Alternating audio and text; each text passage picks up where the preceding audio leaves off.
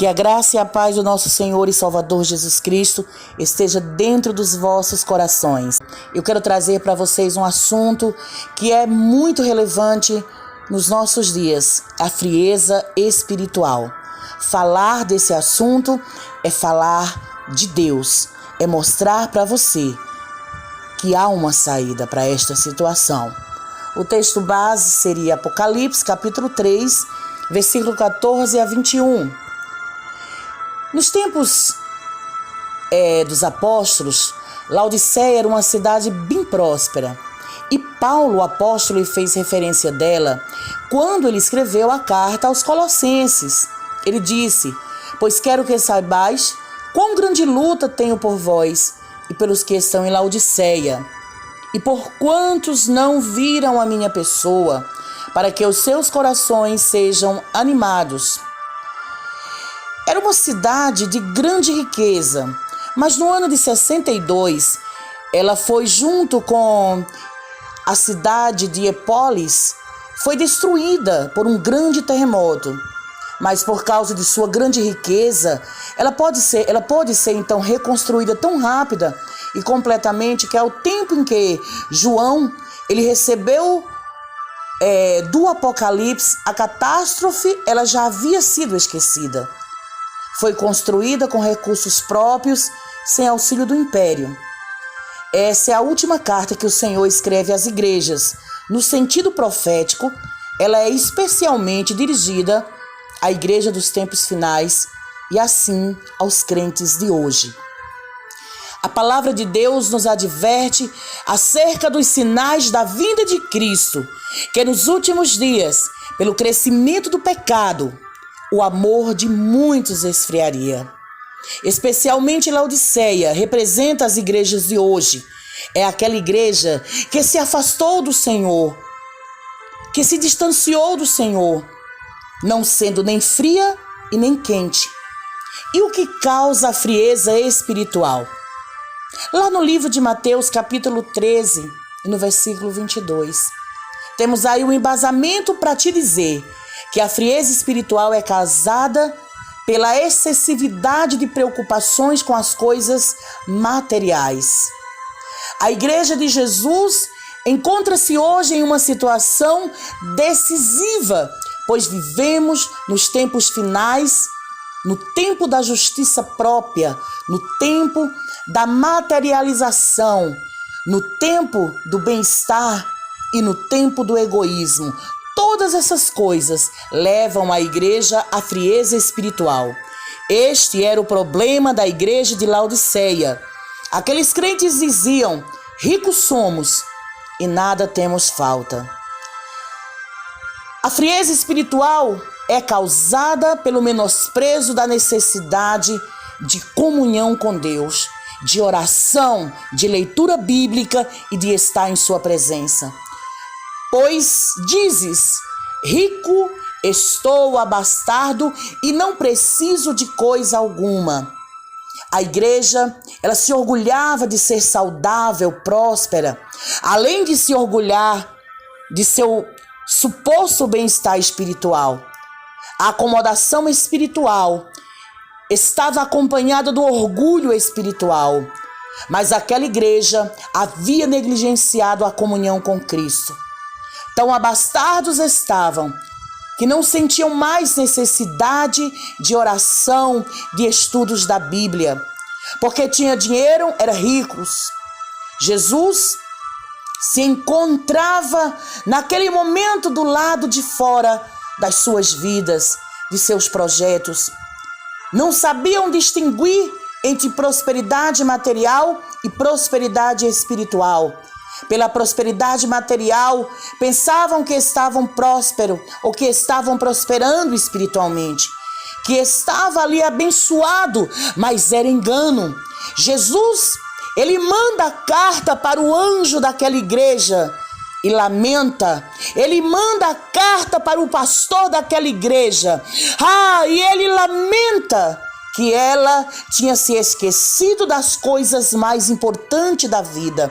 E lamenta de ter sido deixado de lado, deixado então do lado de fora, e diz: e não sabes que és um coitado, miserável, tu és pobre e cego e nu. Isso está no versículo 17. A igreja de hoje é a igreja de Laodiceia. Está achando que a prosperidade material, que a beleza dos seus púlpitos, dos seus lustres, dos seus bancos, de tudo que tem, é sinônimo de bênção de Deus.